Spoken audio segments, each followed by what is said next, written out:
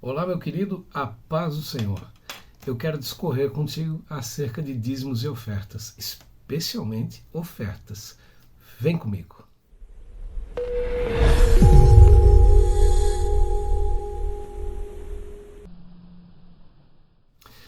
Dízimos e ofertas. O que aprendemos acerca disso e o quanto e com quem aprendemos e o quanto aprendemos? É necessário que nós tenhamos os ouvidos bem abertos e os olhos bem abertos para que saibamos, primeiro, a procedência e a origem de cada texto da Bíblia, para que não venhamos a ser enganados, muitas vezes tendo de carregar um fardo que não foi colocado para nós, como é o caso do livro de Malaquias, que, em especial, já no capítulo 3, os versículos que discorrem esse capítulo, ele não foi escrito para os fiéis, mas sim para os sacerdotes. E muitos não sabem disso. Hoje, nós vamos elucidar alguns fatos e vamos falar de uma forma ou de uma maneira de agir diante de dízimos e ofertas da nossa semeadura para que haja colheita. A primeira coisa, eu quero fazer uma conjectura contigo acerca do dízimo e da oferta, antes que eu leia qualquer texto da Bíblia, para que você compreenda qual é o princípio ativo do dízimo e da oferta. Veja bem, por que dizimamos? Ou por que ofertamos? Para que haja mantimento na casa do Senhor. Foi esse o relato dado por Deus em Malaquias capítulo 3, versículo 10. Então, se somos nós os mantenedores que estão abastecendo a casa do Senhor, é para que esse mantimento seja suprido pelos mais necessitados. Logo, eu não faço uma oferta e não dou um dízimo por conta de querer suprir simplesmente a demanda de contas da igreja. Não somente para pagar luz, pagar água, aluguel ou para manter algo na estrutura. Muito menos para comprar telão de LED, canhão de fumaça de gelo e luzes para, de alguma forma, decorar o altar santo do Senhor. Não é esse o princípio. Está longe de ser isso. Longe de ser cadeiras almofadadas compradas com dinheiro de fiéis, lustres, caríssimos, mesa de som e tantos outros equipamentos, ainda que são necessários para que nós possamos adorar o Senhor, e Ele nos dá essa condição, creia. Mas o verdadeiro sentido e o verdadeiro significado do dízimo, o verdadeiro significado da oferta, que grita muito mais alto do que o dízimo, é realmente quanto a o que Deus deixou escrito. Eu gostaria de já começar no Antigo Testamento, falando contigo a respeito de Malaquias capítulo 3 e versículo 10. Para isso, eu quero conjecturar contigo acerca de nós, de alguma forma, podermos comparar a nossa atitude à de um agricultor. Como assim, pastor?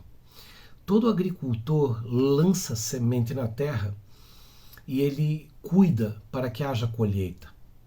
Nenhum agricultor lança semente na terra, escava um campo, passa o arado, lança semente, fecha a vala, rega e diz: se der, deu. Se não der, eu fiz a minha parte. Isso não existe. Todo agricultor, ele cuida da sua semente até o momento de dar fruto. Quando dá fruto, come do fruto que deu. Mas como é muita coisa, o que ele colhe, ele distribui aquilo que lhe sobrou, a preço de dinheiro ou como doação, conforme está no seu coração, conforme até mesmo quem Deus ordena que apareça para ele. E no meio dessa conjectura, eu quero que você entenda acerca de cuidar da nossa semente. Onde realmente semeamos e que fruto estamos colhendo. Porque talvez nessa grande estrutura chamada igreja, estamos somente abastecendo uma meia dúzia de homens que estão enriquecendo através dos nossos favores e nós estamos sem poder colher por conta da promessa. Quer ver? Observe a leitura. Olha só. Malaquias, capítulo 3, versículo 8, se você quiser acompanhar, diz assim: roubará o homem a Deus?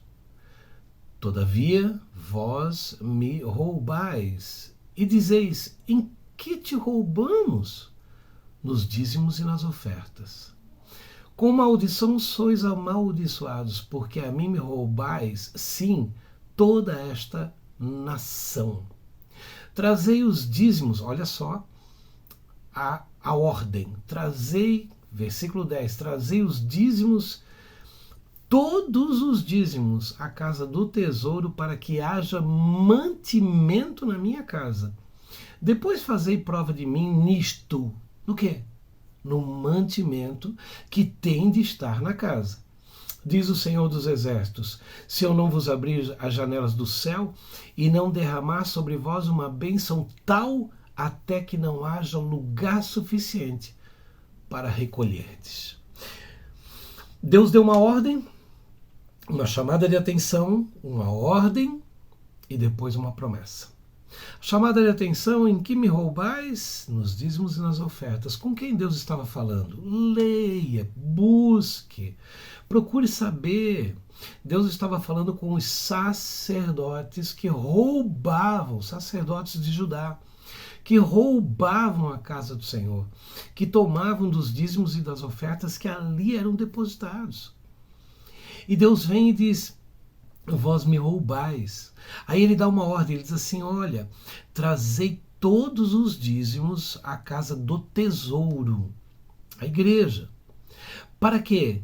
Para que haja mantimento na minha casa, para manter a minha casa e para manter os meus, os que necessitam da minha bênção. Para que haja mantimento na minha casa. E nisto me provai. No quê? No mantimento. Que tem de estar aonde? Na casa do Senhor, não na casa do pastor. Eu preciso entender isso, querido. Então ele diz assim: se eu não vos abrir janelas dos céus, que advenha tamanha abastança, derramar sobre vós a minha herança, o meu favor sobre a tua vida. Deus está falando de recompensa. Querido, muita gente não dizima, porque eu não vou dar dinheiro para o pastor, porque o pastor vai roubar. Porque... Querido, você está errado em não dizimar, absolutamente errado. A tua prosperidade está coibida, a tua prosperidade está fadada à ruína por conta de não dizimar e não ofertar. Agora, muito mais errado você está em não vigiar aonde está indo a sua semente e se está frutificando. Veja bem, em outra conjectura, uma semente de laranja em nada se compara a uma laranja. No entanto, lançada na terra, ela produz um pé de laranja, não uma laranja. Nesse pé há centenas de laranjas, e nessas laranjas, centenas de sementes para dar novamente pés e pés de laranja à medida que semeamos. Esse é o princípio. Então eu preciso entender a multiplicação, o que Deus nos dá quando nos desprendemos completamente daquilo que estamos ofertando ou dizimando. Porém, dizer: eu dizimei, se o pastor roubar, o problema é dele. Eu ofertei, se o pastor roubar, não tem nada a ver com isso. Você é cúmplice dessa atitude, porque você deu algo, você ainda dando o dízimo e a sua oferta e não vigiando na aplicação da sua oferta, você fez pior ainda. Você deu condições para que o pastor, se ele for um transgressor, possa usar o teu dízimo e a tua oferta em causa própria.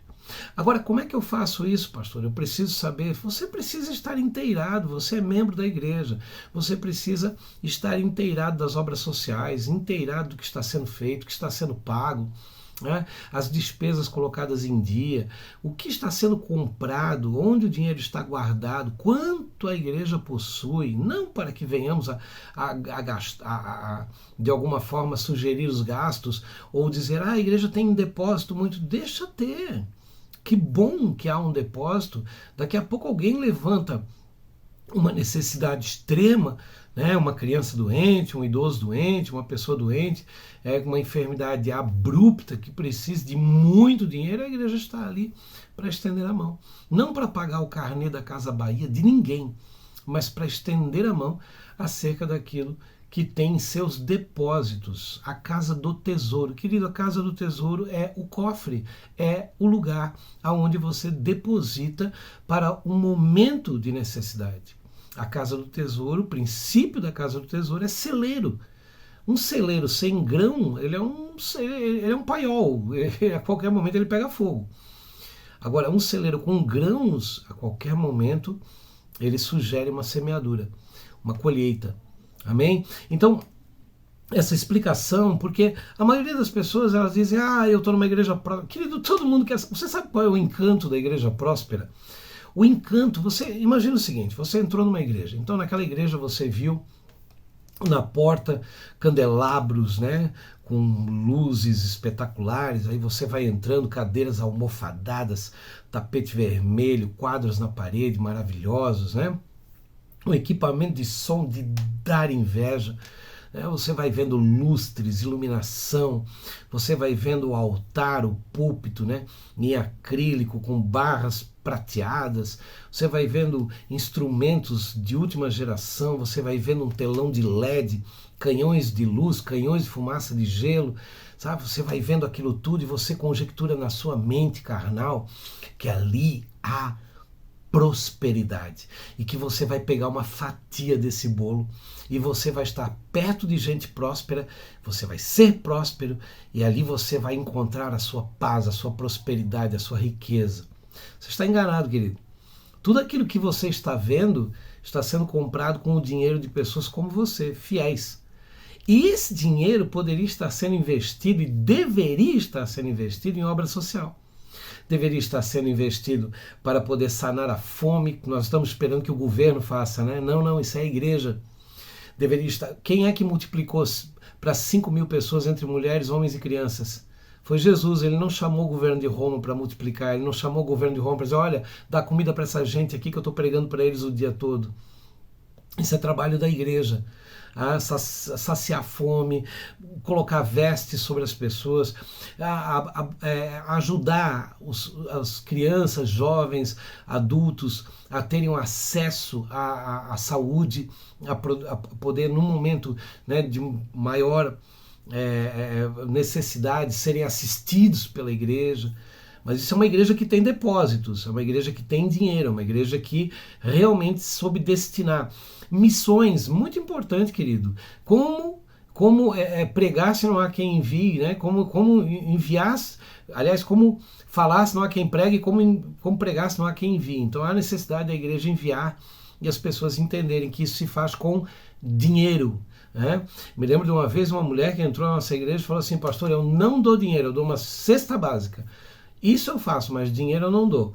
E eu respondi para ela, que pena, que eu não posso pegar a sua cesta básica e ir para o caixa pagar a conta da luz da igreja com a sua cesta básica. Né? Infelizmente nós temos que suprir com dinheiro aquilo que é conta e temos que suprir com alimento aquilo que é fome.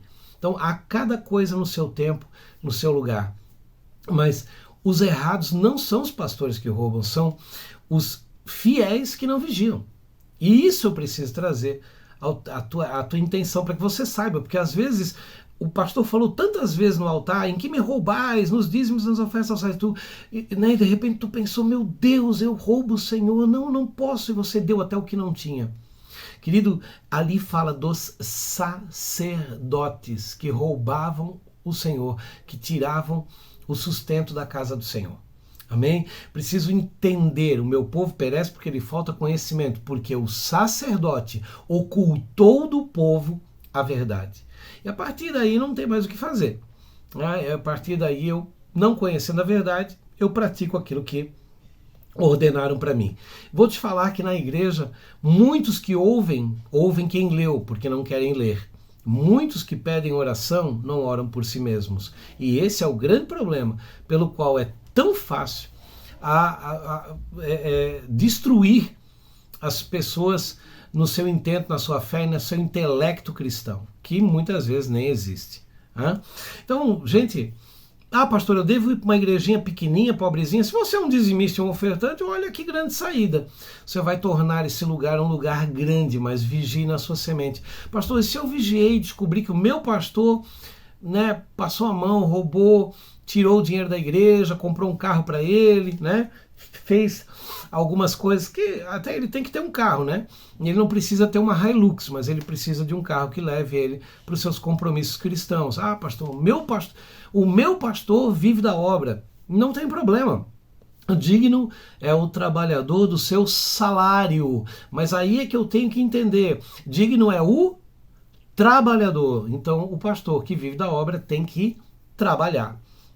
Orfanato, asilo, presídio, hospital, velório, casamento, apresentação infantil, apresentação de crianças e tantas outras ações sociais, visita aos idosos em suas casas, né, as suas enfermidades, fazer a Santa Ceia com eles, passar um dia trabalhando, meu irmão.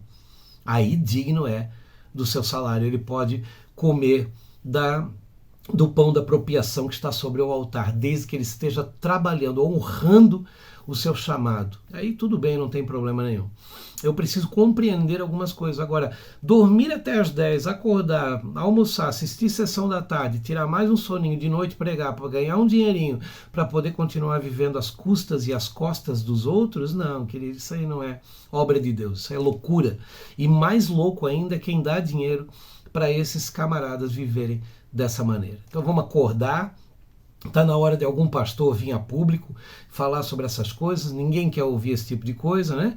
Passa esse vídeo para frente, faz com que as pessoas conheçam, né? Com que elas abram os seus olhos, né? E possam acordar para essas realidades, porque elas estão jogando dinheiro fora e não estão entendendo o que estão fazendo. Dinheiro precioso que poderia estar indo para a obra social, poderia estar indo para tirar as pessoas da fome, da miséria, da desgraça, da ruína, né? E estar abastecendo os cofres da casa do tesouro, deixando a igreja não rica, mas deixando a igreja preparada, que a qualquer momento há uma necessidade e a igreja vai ter que supri-la.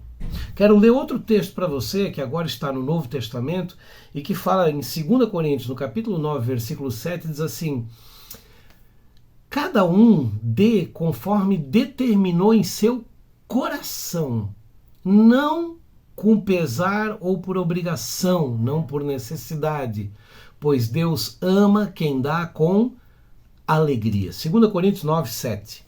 Querido, não faça negócio com Deus, não barganhe, não tente dar o seu dízimo, a sua oferta para ganhar 1000 vezes mais, 100 vezes mais, 60, 30. Leia os textos, compreenda o que está sendo dito.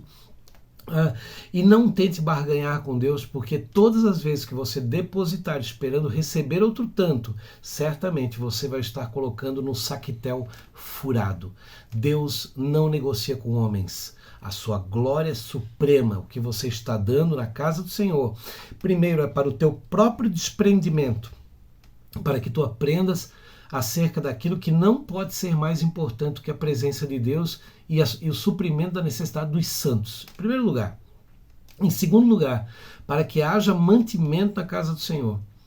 Em terceiro lugar, para que tu sejas abençoado. Porque à medida que eu deposito, eu recebo sim o retorno, mas quando eu não busquei por esse retorno, quando ele vem automaticamente, quando ele vem livremente. Deus faz uma promessa em Malaquias de que vai abrir janelas dos céus e derramar sobre nós tamanha abastança. Nós teremos muito recurso, mas para isso ele quer que você seja um mantenedor e que você vigie acerca da tua semente. Pensa nisso. Essa foi a primeira aula sobre dízimo, teremos mais. Quero deixar essa palavra. Peço que você me ajude compartilhando, multiplique esse vídeo, acorda teus irmãos que estão dentro de igrejas que muitas vezes estão profanando o nome do Senhor. E te digo mais, se o sacerdote não quiser dar conta da movimentação financeira da igreja, se ele não pedir ao tesoureiro que levante a movimentação da igreja e que deixe no mural claro a destinação de cada recurso da igreja, certamente há algo errado. Se ele fizer isso e esconder alguma coisa, escondeu somente de você. Do Senhor ele não esconde. E certamente pagará por isso. Amém? Então vamos levantar essa bandeira. Pastor, tu tem problema com dinheiro? Muita gente pode dizer, pastor, você sabe que as nossas alianças, falo de mim mesmo, pastor Nilton, as minhas alianças são muito poucas. Porque ninguém quer convidar um homem que a qualquer momento pode falar a verdade. E não tenho problema com isso. Gosto de andar com os meus que já compreendem a palavra. Somos em um grande número de pessoas que andamos juntos, abraçados, e que compactuamos das mesmas verdades. Não caminho só, mas não tenho aliança com qualquer pessoa. Acorde para isso, eu acordei, foi muito bom para a minha vida espiritual, Deus me deu grandes revelações e mudou muita coisa na minha vida. Mude na sua também. Eu dizimo, eu oferto, eu sou próspero. Seja você também. Mas vigie, porque eu como do fruto da semente que eu plantei. Coma você também. Que Deus te abençoe e te guarde, faça resplandecer sobre ti a sua luz, te dê entendimento de tudo e te dê paz. Em nome de Jesus. Tenha um dia abençoado. Fica com Deus.